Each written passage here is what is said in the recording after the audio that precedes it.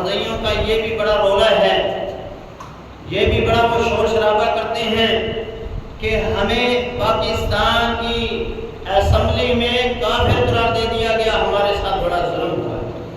یاد رکھیے پاکستان بننے سے پہلے بھی انہیں کافر ڈکلیئر کر دیا گیا تھا، اور اس وقت انگریزوں کی حکومت تھی، مسلمانوں کی حکومت نہیں تھی۔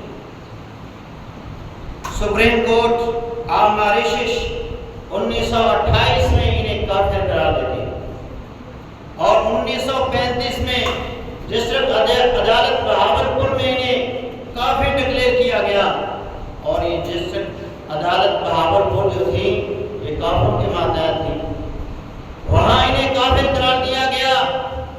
کافروں کی حکومت میں، کافروں کی عدالتوں میں انہیں کافر قرار دے دیا گیا۔ اسی طرح پھر 1974 میں پاکستان کی قومی اسمبلی میں انہیں کافر قرار دیا گیا۔ پھر 1974 ہی میں رابطہ ادب اسلامی مکہ مکرمہ میں انہیں کافر ڈکلیئر کیا گیا۔ پھر 1988 میں اسلامک ریسرچ کانفرنس مصر کے اندر انہیں کافر قرار دیا گیا۔ پھر 1997 میں انہیں supreme court of South Africa میں کافر قرار دیا گیا۔ پھر 2015 میں سپریم کورٹ آف گامبیا میں انہیں کافر قرار دیا گیا۔